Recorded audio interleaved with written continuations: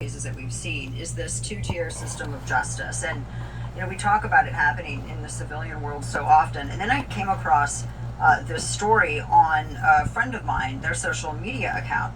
And it's the story of this young sailor, Harrison Tace. And this is a wild story. He's 21 years old. So, and I know he's a grown man, but, I have a child who's 19, and I'm like, he's a baby. He's a grown man, 21 years old, but he's young. He's a young sailor.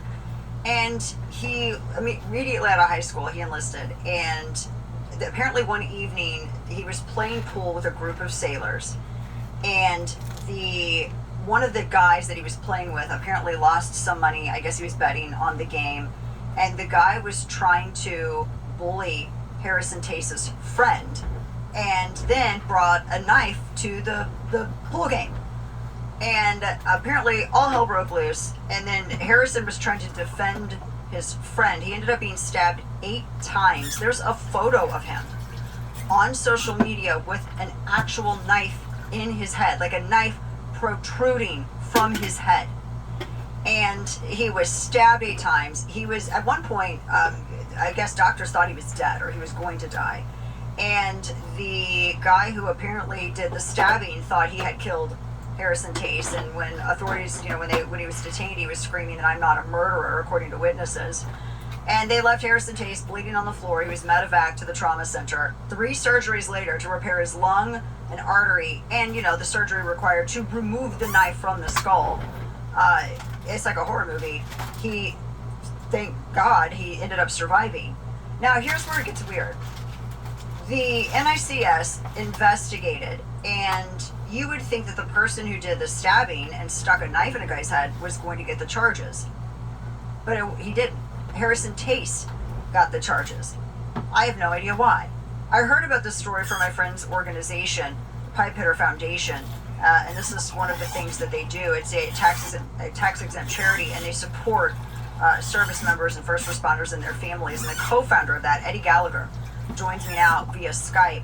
And he was the one that I learned this from through their Instagram account. Eddie, thanks for joining me. How in the world, first off, I'm trying to get around the fact that the guy who did the stabbing, when you put a knife in a guy's head in any other scenario, you usually get a charge for that, not the person who has the knife put in their head. Eddie, that was surprising. It is surprising for probably the everyday civilian, but we're talking about the Navy and the UCMJ, and their incompetence never surprises us. This is why we created our foundation, was specifically for cases like this. Once NCIS got involved, they gave Harrison a JAG, which is a legal representative in the Navy. This JAG has never tried a case before. Right away came in and said, you need to take a plea deal. That is the first thing that was said to Harrison Tace and his family as Harrison Tace is lying in bed fighting for his life. You went over the story briefly, but just to reiterate, Harrison Tace's charges right now are Article 80, armed robbery, and that is for defending his friend who was in a bet with the guy that attacked him. Harrison had nothing to do with the bet at all. And from what I understand, Eddie, too, wasn't it? It was like a digital, like a Venmo or something. Correct. Transaction. Yeah, the bet was through a Venmo transaction. The assailant refused to pay the debt and instead pulled out a knife and tried to bully his way out of the pool hall. Got into a scuffle with the guy he was in the bet with, and Harrison, who did the right thing, stepped in and tried to de-escalate the situation, ended up getting stabbed 8 times and then a knife lodged through his head. And they are charging him with an attempted robbery for stepping in and trying to break up this fight. They are also charging him with 128, which is assault, for placing the sailor who was stabbing him in a headlock while he was stabbing him. And the last charge is disorderly conduct for fighting, which is a blanket statement the Navy does all the time on anything. So he's facing these 3 charges while he's laying in bed fighting for his life, and he is facing court-martial, I believe, in a couple months. And if he goes to court-martial, he could get a bad conduct charge, discharge out of the Navy, which will follow him for the rest of his life. And this is Harrison is a all-American, great kid. We've had our legal team has talked to him and his family. This kid just wanted to join up the United States Navy. serve his country, and do what was best for him. And this is the way the Navy is treating him after this unfortunate incident. What did the assailant, did the guy who stabbed him, what kind of articles was he charged with? What was levied against him? I'm not sure what he's being charged with, but here's the catch. He is free right now, roaming the same base that Harrison is on. So they're both restricted to the same area. The assailant is now back at work. So, I mean, this is the absurdity of the United States Navy and the UCMJ. It is filled with incompetent people who do not know what they're doing. These decisions are made very rashly, and then you involve the clown show that is NCIS, who are not even close to being real investigators. They're all just looking to make a case or get rid of a case as fast as they can. And this is why our foundation, unfortunately, has to exist, because we are going to hold NCIS and the Navy legal system their feet to the fire and make sure they do the right thing. We're talking with Eddie Gallagher with the Pipe Hitter Foundation. You can find them on social media. You can find them online. We have the URL down there in the lower third. And when you said this could follow him for the rest of his life, for people who don't know, you get a dishonorable discharge. You're a prohibited possessor. I mean, that's on your record. I mean, that comes up in any kind of job interview. You can never buy a gun. You can never carry a gun. There's a number of things that come into play against you. And then on top of it, Eddie, from what I understand, he could have all of his benefits, everything stripped from him, including Correct. his ability to pay for his care. Yep, and then also he could have to pay back the $25,000 signing bonus that he did to join the Navy as well. So all those are up in the air right now. What we're hoping, he's got a great legal representation, Jay Sullivan, who is going to hold the Navy accountable, and we're just hoping that the Navy comes to their senses and actually drops these charges before they get to court-martial. But when dealing with the Navy, you never know. So it's wild, yeah. When you're dealing with such a serious case where this guy who almost lost his life could be irrevocably changed now, depending on what they decide to charge him with and what they decide to do. You're gonna assign him a guy that's never tried a case before ever. I mean, it seems like it's for me, again, non-military, not a lawyer, but I know what attempted murder looks like. I mean, and that's, you stick a knife in a guy's head, and I think you're going to try to kill him. Yeah, I mean, I think it's pretty clean and cut. I mean, this is as bad as black and white as it gets. But still, the Navy somehow, and NCIS somehow screw this up. And so this is why we've had to step in. The Tace family, we ended up reaching out to them, and it was on their own volition that they wanted to fight this. The Pipe Hitter Foundation doesn't advise or tell people, you should stand up and fight, but if the family is willing to fight, that's who we get behind and support. But yeah, thank God that the Tace family has a backbone, and they're willing to take on the United States Navy and get the right thing done. This seems like... I'm going to stop right there. Just to give my viewers just a little bit of an idea of how unjust, how incredibly unjust that not just our Navy, not just basically our high-ranking officials have become in the Pentagon, but basically our laws in general. Just like whenever I went to Kenton, Tennessee a long time ago because I was attacked by my dad, and instead of them charging my dad, even though I had 64 staples up and down my belly where the doctor had to cut me from stern, basically taking out all my intestines, so going in and physically removing my spleen from my body, my dad attacked me while those staples were still bringing both pieces of skin together so that they would grow together. During the time that I had a 1979 Buick Regal roll over on top of me, that I lost over 9 units of blood in the exchange of. How can anybody in their right mind verify, unless I had a knife and unless I had a gun, in which I didn't, unless his life was in imminent danger, in which it wasn't, how can anybody side towards wanting to basically pat my dad on the back and tell him what kind of good job that he had done, versus we're going to mark this man pertaining to myself for life, and we're going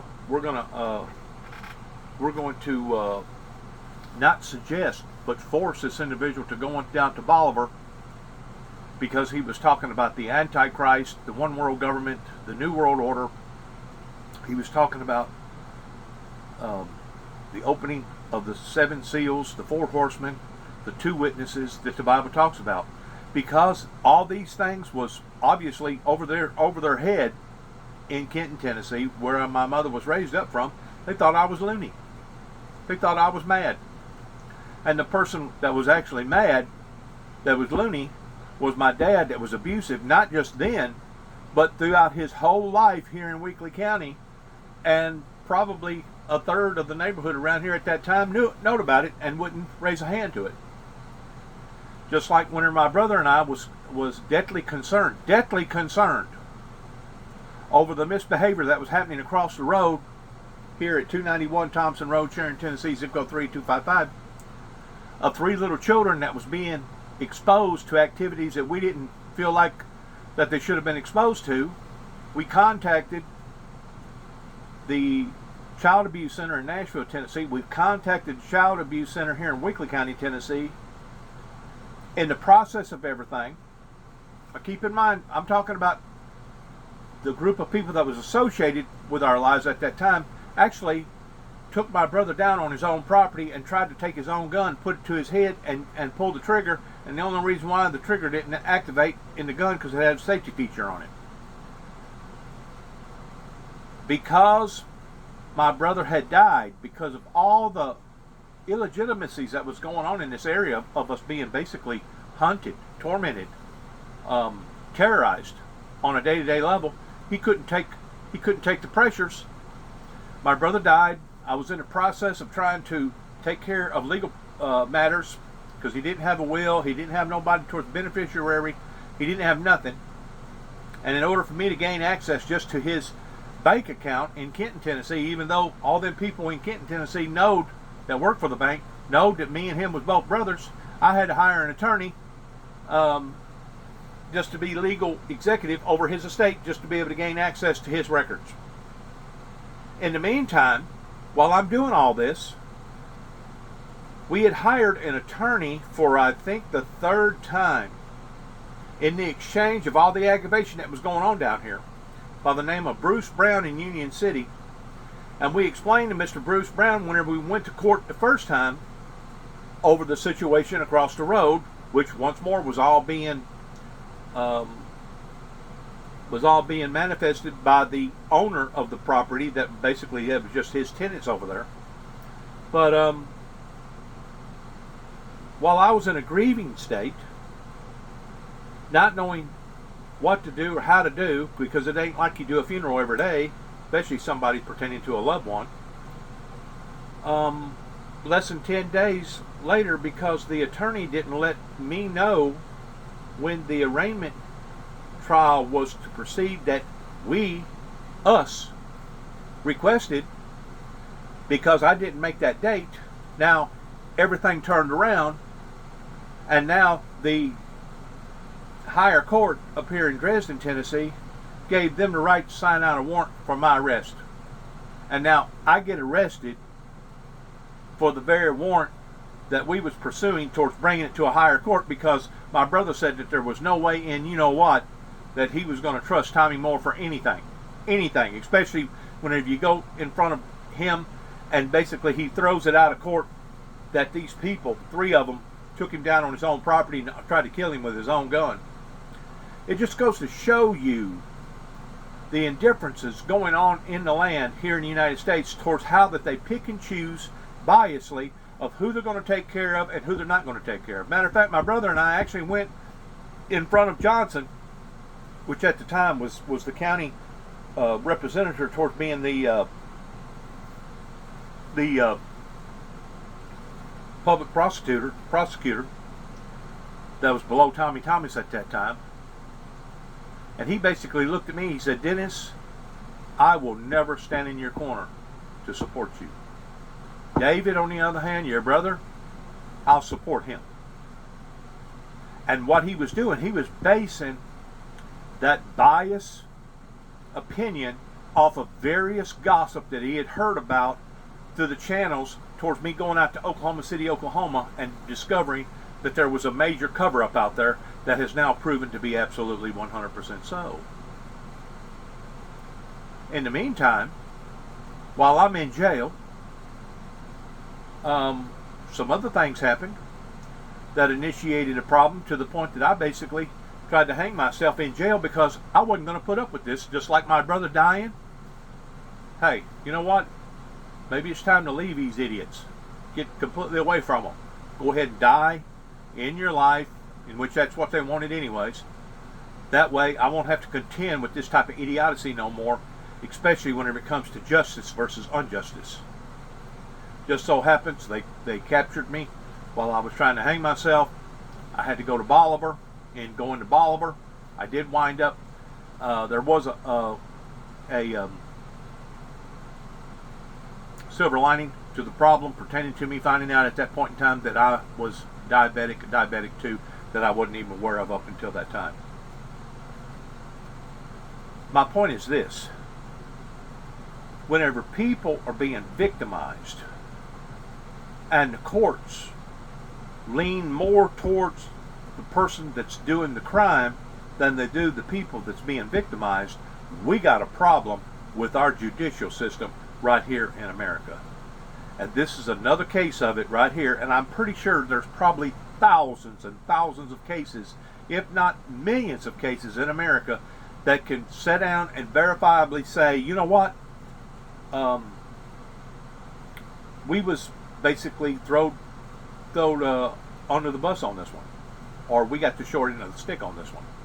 Not only did I get the short end of the stick there, I lost a brother, wound up having to go to jail, and wound up finding out that the people that I put a little bit of trust into, that was basically tenants of this property, was taking advantage of the property, and the next thing I know, they was going to walk away basically with the lock key and ain't no telling what else that they would have stole. They ripped us off pertaining to guns, ammunition, stereo equipment, jewelry, weed eaters. I could go on and on and on. Thousands of dollars worth of stuff that if I did not plead guilty to the charge, that I'd already been through this same song and dance up in Kentucky over 2 non-threatening telephone calls that I had contacted the law enforcement agency after my probation period, and then I contacted about 90 days later Gary Hawkins, explaining to him that they was not going to get away with this. Basically put out 2 federal warrants for my arrest of stalking in the first degree, and went all the way to Oklahoma to destroy my life, to drag me back to Trigg County, Kentucky, in front of Judge Woodall to stand trial, that I almost spent almost a year in jail because of 2 non-threatening telephone calls. Whenever we have a system that is this turned upside down, like this individual's talking about right here, we have basically a back alley or a backwoods courts that basically does whatever that they want to do, whenever that they want to do it, to whoever that they want to do it to. Now you're telling me that that's justice? You're going to penalize me because my brother and I was concerned about 3 little children, and because I didn't make the court date, now I get arrested, and I'm back in front of these idiots again? And I do mean idiots. And as far as I'm concerned, the $750 that they stole from me, if I had my say-so about it, I'd put out a warrant for their arrest immediately, because they stole $750 from me, not counting the time that I spent in jail, not counting the time that I had to run up and down to Dresden, Tennessee, pertaining to probation officer, not counting the fact that the probation officer found out some more gossip that happened over in Henry County. I mean, not Henry County, but where Loretta Lynn's from, up towards Camden and up in that area. Anyways, made me go to a psychiatric ward to get approved by a doctor to make sure that I was not a liability or a danger to myself or to society. Humphreys County, Tennessee. This all went on in the exchange of us making 2 telephone calls, one to Nashville, Tennessee, which is our state capital, and the other one to Weakley County over 3 children. And basically, I had to walk away with a warrant to make sure that I got out of jail in a reasonable amount of time, which was a little over a month. That if I didn't, they would have basically walked away with the farm and everything in and on the farm. I don't know, before it was all said and done with, they may have been homesteaders, and I may have had to hire attorneys just to get them off the property to begin with. I don't know. The way that law has been mishandled pertaining to people homesteading, squatters, pertaining to squatters' rights. You know, whenever you allow for somebody to get on your property, something's wrong whenever you want them off your property, and it takes an excess of sometimes 6 months or longer just to be able to get them off your property. Something is screwed up about our judicial system that somebody really needs to get to the bottom of, because if not, this country is not going to exist. We have been taken over by an entity that, as far as I'm concerned, is not the derivative around justice. It's sad, is what it is. It's absolutely sad in what has occurred. Seems like it's happening more often than not. And when did this start happening? And I mean, how did it get this bad this quickly? I'm sure there's a lot of factors involved of why it got this bad this quickly. I mean, the politicalization of the United States military that has happened over the past 20 years. We can see it in our leadership in the military, which is the main problem. Yeah. The leaders that we have in our military all need to go, because they are all making decisions for their own betterment, for the betterment of the institution, and not for the men and women that are serving below them. This is a constant theme we have seen since we started our foundation, when we are defending these men and women who are getting unjustly persecuted. So I truly believe the main problem is the leadership that we have in the military right now. And I'm talking about commanders and above. Because once you get to that level, you are a politician in uniform. And in order to promote, you have to have Congress sign off on your promotion. So these individuals are making decisions based on how they can climb that ladder, and not based on the betterment of the men and women below. That is really important to note, that you basically have to network with members of Congress, and that means you got to say the right things optically. You got to have the right PR moves. You have to bend the knee, so to speak, on all of this other public initiative stuff in order to get, in order to ascend and go higher in your career. I read it somewhere down the line in the early 1900s. Seemed like it was long about the World War I time, that our Congress had made a law that the Sharia law was against the law in America.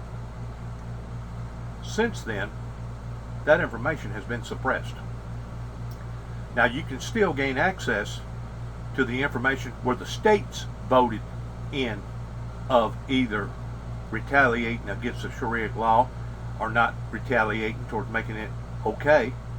And give or take, probably about a third of them said that it was not okay and that the Sharia law was against the law in the United States.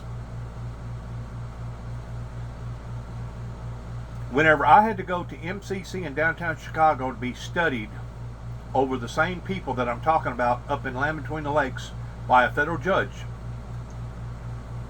while I was in there, if anybody's ever been in jail, a lot of times people will take toothpaste and they'll stick it to a picture of a loved one, or maybe it's an article that they maybe pulled out of a magazine or something, and they'll paste it to their wall.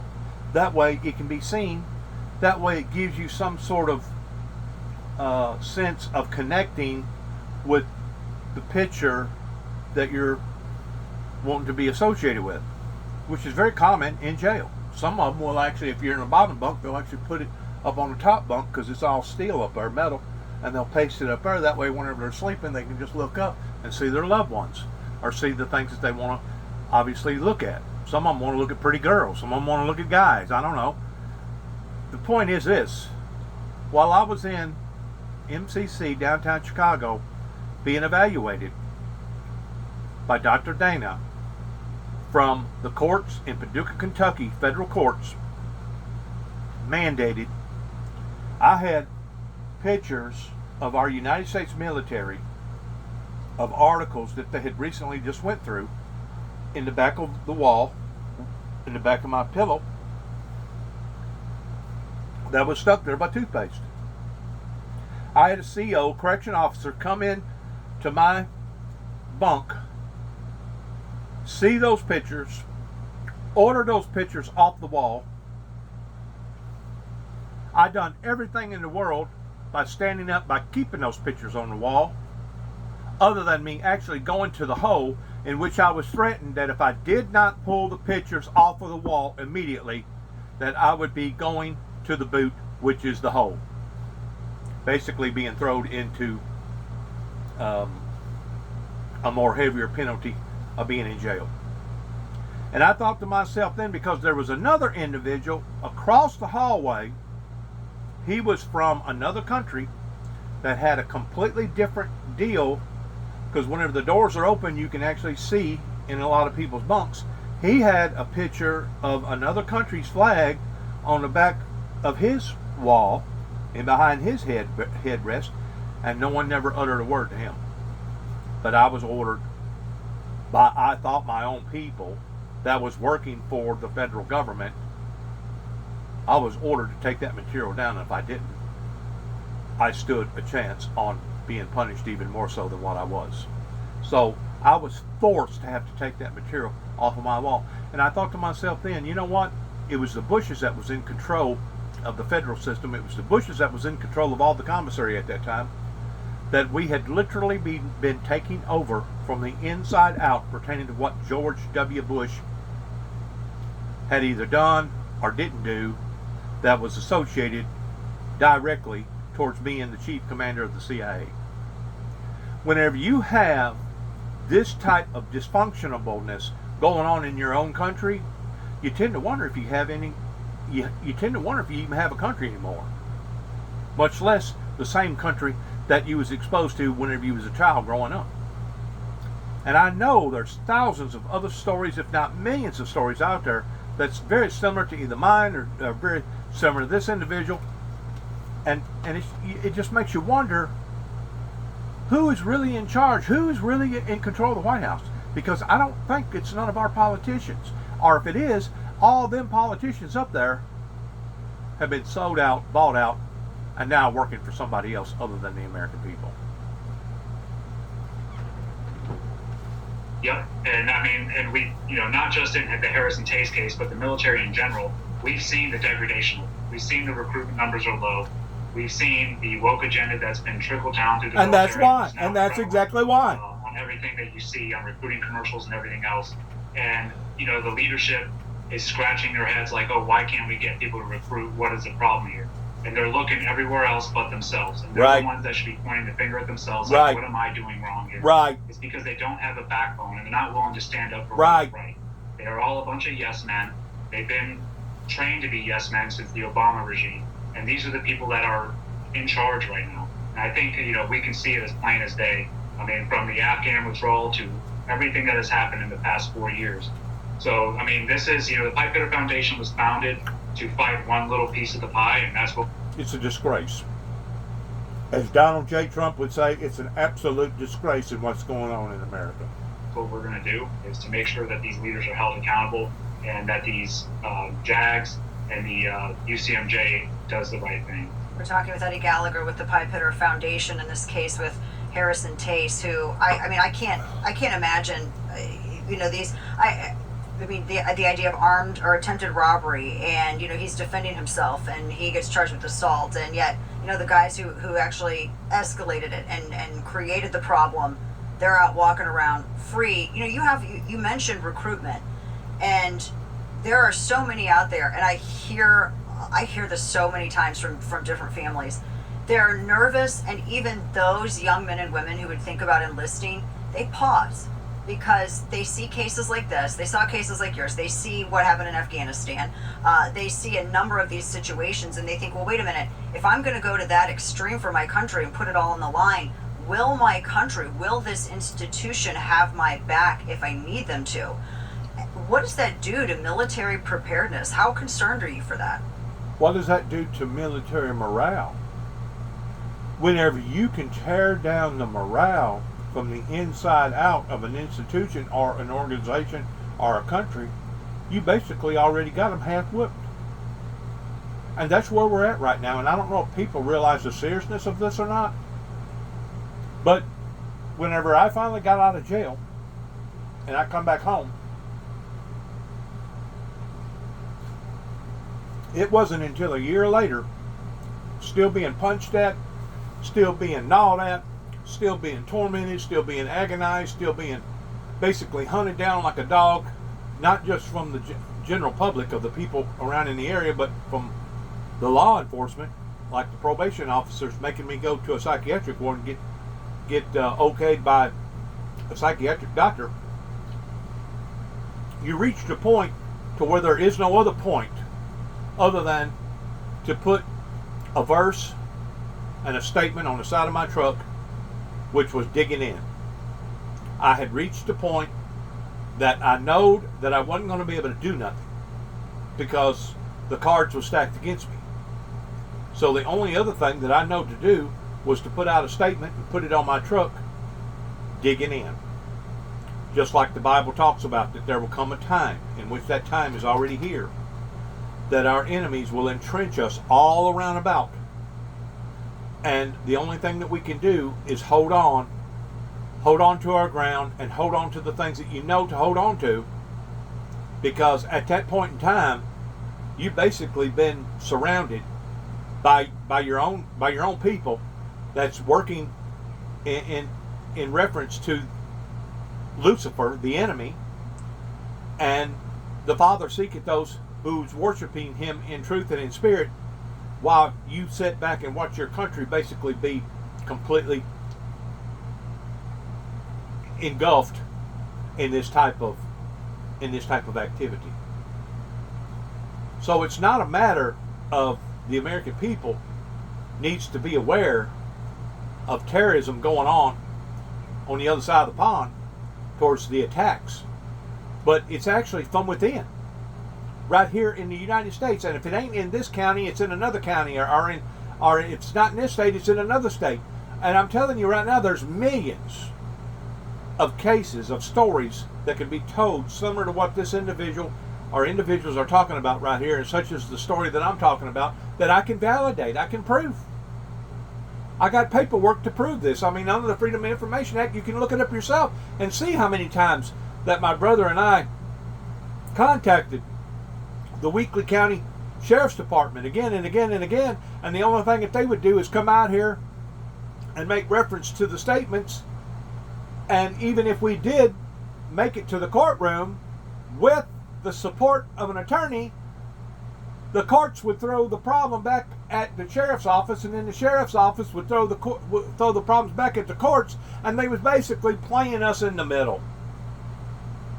And my brother and I wasn't getting nothing achieved, while these people was coming out here tormenting our lives and hunting us on a day-to-day, sometimes 4, 5, 6, 7 times a day.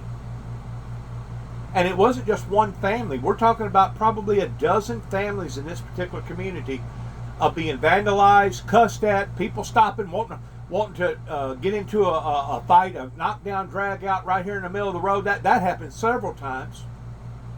While my brother was trying to work, had the second shift, while people was driving by here honking loud horns and just agitating and aggravating our lives to no end.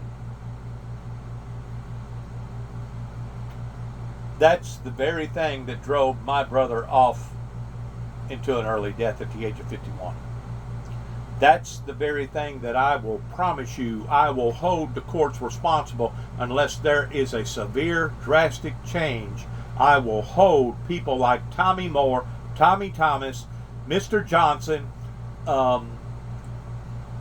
Judge Pence, and other people associated with the law, including in Weakley County with Randy Brundridge, and Kenton, Tennessee, and Obion County. I will hold these people's feet to the fire and want to know why they done what they done, or why they didn't do what they done, out of the sense of dereliction of duty. That if they think that they have gotten away with these things, they're full of it. They may have gotten away with it in this lifetime, but in the lifetime to come, that's whenever the true judge makes the final judgment call. And what I'm talking about is people that more or less has probably already done sold their souls to the devil. They're in disguise. They're basically, imposters to begin with, and they really know that they're going to hell. They know that they're putting on this false facade, this false look into the eyes of the general public. So really and truly, deep down inside, it really don't matter to them anyways. Rather not somebody like myself want to snigger and laugh or degrade them because of them not doing their jobs right. But the people need to make a mockery out of these people pertaining to what that they have done or what that they didn't do that they should have done. And I stand up to this individual to the right hand of the screen there that's got this hat, that's standing up for these standing up for this particular organization, and standing up for these people that are being violated and abused this way. And we shouldn't have to resort to this. We shouldn't have to resort towards making video data recordings again and again and again in voicing my case. But that's what's going on in America. That ain't doing nothing but bogging everybody down. That's basically a big distraction towards taking us off what we should be doing or what our officials should be doing for us. That's a diversion, and now we're seeing the enemy creeping and getting stronger and stronger as we're going. Like I said, I had to pull military soldiers pictures that was pasted on my wall with toothpaste. I was forced to pull them down, if not suffer even further punishment if I did not. And once that occurred, I realized that this is no longer being operated or run by the American government. And that was through the mental health federal judicial system. I've been concerned about it. Ever since my case, obviously we drank through a fire hose of exactly what goes on behind the scenes, and it was disgusting, which is why we started this foundation. But, ever since then, I've been concerned that, the men and women who are either serving this country or wanting to sign up for this country are going to be afraid to do the right thing and do their job at the right time because they're scared of the consequences that are going to come down on them from the leadership, from people who don't even go out there and actually do the job. These are people sitting behind desks who armchair quarterback all day long, and the consequences are severe. The decisions that are made to these young men and women for doing their job are ruining their lives. And not only ruining their lives, they're ruining their families' lives. I don't blame, these young men and women who are pausing and hesitating to join, but I always tell them that there is nothing more honorable than serving your country. Absolutely. One thing you can count on in the military is change. Absolutely, 100%. Just like me going out west and discovering that there was a major cover-up pertaining to the Oklahoma bombing, as well as a cover-up of the people not being exposed to the whole truth pertaining to the Branch Davidians of the 51-day standoff, that even to this day, I'm still being punished for instead of rewarded for. So until I see a drastic change in not just my case, but in other cases similar to the one you're seeing right here on TV, I'm going to continue to believe that America is doomed and that we have been taken over from the inside. And basically the only thing that the true Christian can do at this point in time is hunker down, dig in, and pray to God that they don't wind up in front of your door beating and banging and dragging you out of your own house for trying to do the proper thing pertaining to the Good Samaritan laws. Because as a citizen of the United States, if I sit idly by, especially with children, and I sit back and I see a crime being committed, and I don't even pick up the telephone and have the nerve of contacting the right people about the crime that's being committed or about the situation of the crime that's being committed, or even let's go as far as this, the crime that I think that's being committed, especially with children, and you get punished for doing that, you do the math. As I've told the courts up here in Dresden, and I'll tell them again and 1,000 times again, whenever it comes to the Good Samaritan laws and Dennis James Jackson, known as Juby, picking up the telephone and trying to do the right thing in protecting children, give me all the felonies that you can give me, because I'll take them with a smile on my face every stinking time. I knew that whenever I come back to this area that it was taboo. It was literally taboo. You did not tell another person how to raise their family. You did not interchange towards telling that person in what that they was doing, that they shouldn't be doing, or what they wasn't doing, that they should be doing. It was out of sight, out of mind, and that was the program that's been running here, and that's the reason why the abusiveness went on in my particular family for years and years and years. It actually drove my older brother to a early death, because his escape, he thought, was alcohol, and the very thing that he thought was going to be his savior wound up being his death. Whenever you have dereliction of duty on this level, from not just law, but from the citizens that supposedly make up the law, you got a country that is doomed. You got a country that has been handed basically over to the devil, to Satan himself, that's now in charge.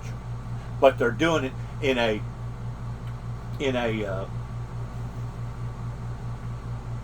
distorted, camouflage type way. But yet now the citizens keep voting these people in every time they run for election again. Keep voting them in, keep voting them in. So inevitably, the only thing that people such as myself can do is pray to God that you don't wind up back in front of these judges that are basically sheep in wolves clothing, or wolves in sheep clothing. Let me get that right. Wolves in sheep clothing that are basically imposters. Is just pray to God that you don't wind up in front of one of them, because if you do, you're liable to be punished for doing that in which what you thought was right. So this individual that's talking right here, that's the head of this particular organization, I understand what he's talking about whenever it comes to kids, young grown men or women that want to enlist in the military but won't, because they see what's happening to other people's lives. Until that gets turned around, we are doomed as an American society, opposed to what we used to stand for and what we used to do and what we used to stand up to. Like I said, you can throw all the felonies on me you want pertaining to standing up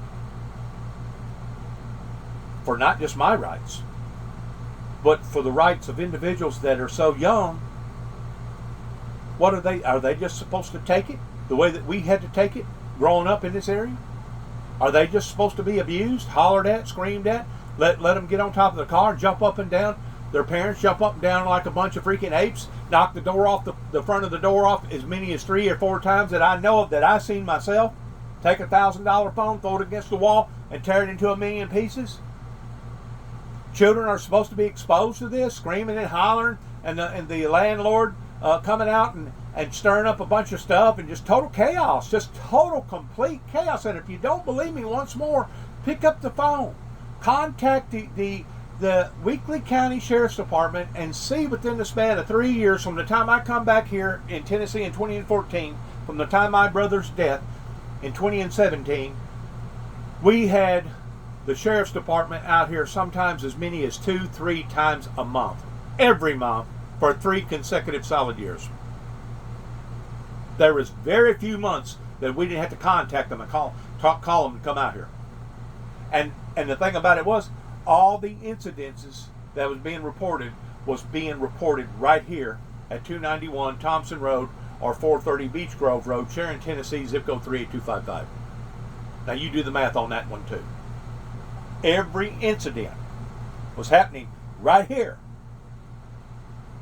But yet now they'll tell you, well, you got a right.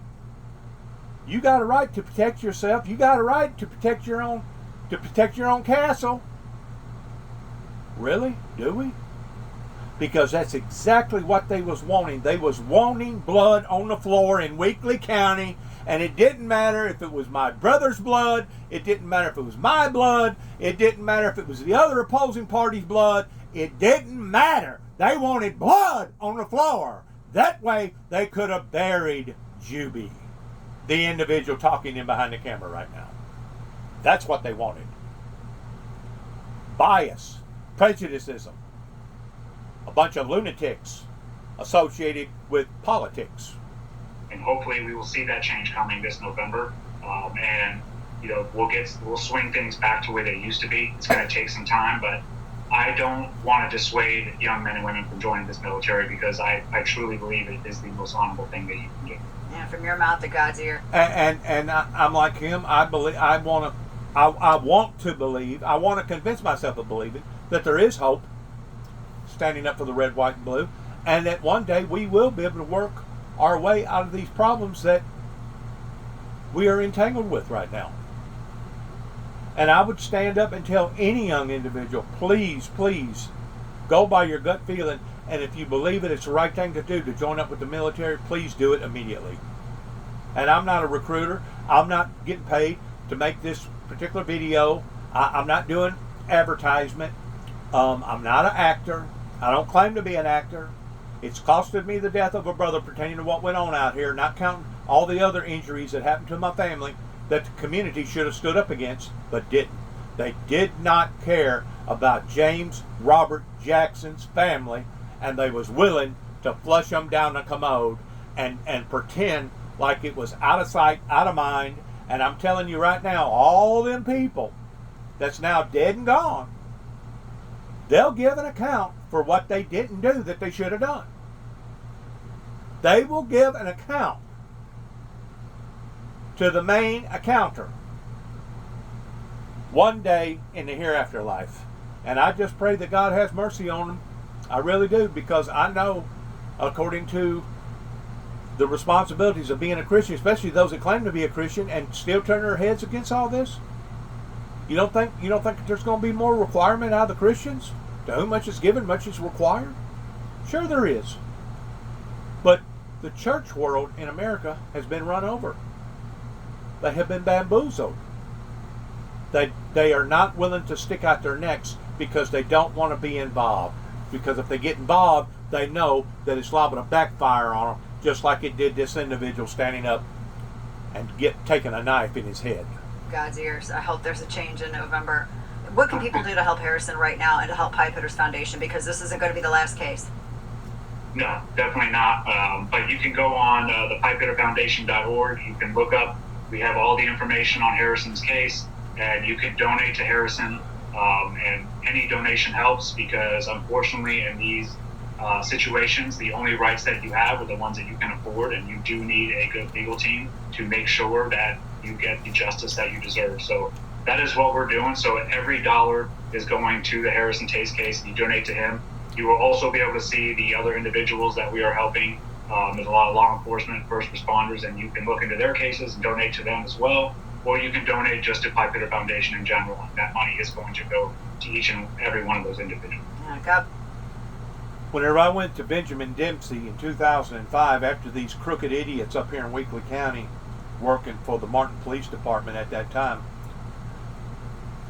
wanted to get me towards me being a potential homegrown terrorist off of the charges of falsifying files, that has the implication of someone of a homegrown terrorist towards somebody either pulling down a fire alarm or crying fire, fire, fire in the middle of a theater, in which I wasn't doing neither or. But whenever I went to Benjamin Dempsey and I asked him, I said, where is the justice in all this? He looked at me, he said, how much money you got? I go, I got very little money, Mr. Benjamin Dempsey. He's from Huntington. I think now he's retired. He represented me on that case and basically made the wrong move towards me agreeing to take a plea bargain deal that basically put a stamp on my life of being somebody that was falsifying files. He goes, how much money you got? I go, I don't have a whole lot. He goes, well, you ain't going to get a whole lot of justice in. And you know, that rung a bell with me at that time. Even though I put down $1,000, this was in 2005, for him to represent me, the fact of the matter is, our justice system is based around how much money you got. And it don't matter if you're guilty, don't matter if you're not guilty. If you got the money, you can walk. If you got the money, you can walk. I'm going to say it one more time. If you got the money, you can walk, even though you ought to go to jail. But if you don't got the money, even though you should walk, you still go to jail because you don't have the moolah. And if you don't have the moolah, you don't have the justice. That is a fact, my friends. And if you don't believe me, you can ask Donald J. Trump of the hell that they just got through putting him through up in New York City because of an old vendetta of a group of people up there that was dead set that they was going to violate their own laws to try to make a point with Donald J. Trump. And the only point that they made, as far as I'm concerned, they made a mockery out of themselves that the law continues to do on one level or the other, regardless whether it be a federal level or a state level or just a local level. They have basically made fools out of themselves. And not only do the people working in the Pentagon need to go home, not only do the people in Washington, D.C. need to go home, but the people working in these courthouses that allows for this to happen, including your judges, prosecuting attorneys, your probation officers, they all need to go get another job doing something differently than what they do.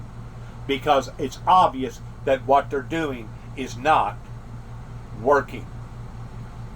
Whenever you have a country that has the highest procedure of incarcerating their own people, whenever you have all these rapes, all these murders, all these crimes, all these gun violence, all these criminals coming over to America illegally, making total asses out of themselves, pertaining to how we exported away from Afghanistan. Whenever you have these problems again and again and again, continue to keep happening, you have a pattern, and the people don't stand up and do something about it, at that point in time, it's no longer the politicians' fault, but it's the people's fault. Because the people didn't stand up and set their politicians straight. But yet now, our politicians on TV, our commentators want to stand up and say, well, Russia's this way to their people, or Hamas is this way that caused this to happen. In which maybe it is. I'm not regarding the fact that it's not true, but look at the stuff that we're doing to our own people.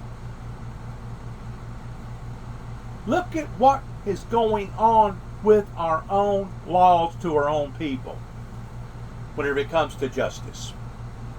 Because originally, justice was not supposed to surround how deep your pockets was pertaining to you either getting justice or not getting justice. So that tells me that the system absolutely is corrupt, the system is broken, and the swamp needs to be drained. Not just part of the swamp, but the whole swamp needs to be drained if we're going to survive this. And if not, get ready for America to fall. Now, it may not fall in my lifetime, but the trajectory that we're on right now, it's going to fall. And one day, whenever I stand in front of my Maker, and my God asks me, Dennis, how come you didn't put the message out there? Dennis, I allowed for you to have the tools. Dennis, I gave you the ability to speak and talk. How come you didn't do it? Or I got my granddaughter or some other people pulling on my coattails saying, how come you didn't stand up for us? How come you didn't stand up for us? And I'm going to be able to look at them and say, you know what, I did. I tried. And every time I did, I got my hand bitten off. And basically they wanted to hand me my ass because of standing up for the Good Samaritan causes. Same thing happened to Lord Jesus Christ. Lord Jesus Christ didn't deserve to be punished the way that he was punished. If anything, they should have rewarded Jesus Christ. He was helping people. He was leading them into a better life. He was healing the sick. He was feeding the hungry. He was healing the blind. He was teaching a good message. But rather than them rewarding the messenger, they wanted to punish the messenger. Just like Al Gore that spoke up in defense of what was going on pertaining to global warming, instead of him being rewarded, he got punished. The warnings and the advisories that I put out pertaining to a bloody road ahead and major electrical disturbances to come, instead of me getting rewarded, I got punished. So how far is too far before we realize that our country has been inundated from the inside out? How far is too far have we gone before the point of no return?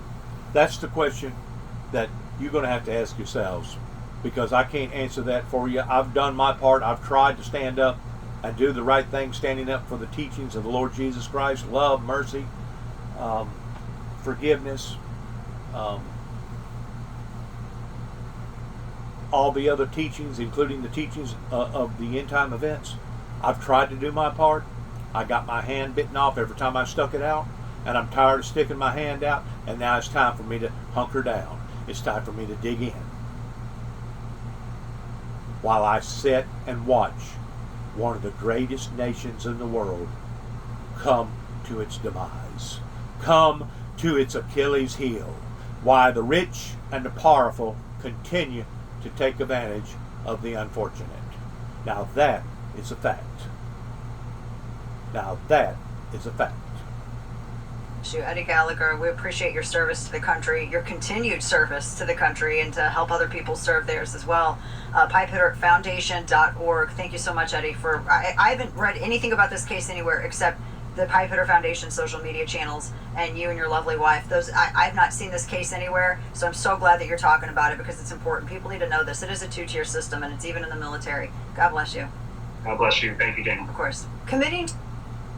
It's appalling. It's absolutely appalling in what the unfortunate people right now are being sifted towards falling through the cracks, that the wealthy and the well-to-do people, the educated people, are allowing for this to occur. They're actually in behind occurring it. Good luck to all of us. God bless America. God bless our troops. And God bless our endeavors towards where we go from here the day after America's birthday on the 5th of July, year 2024. Shalom.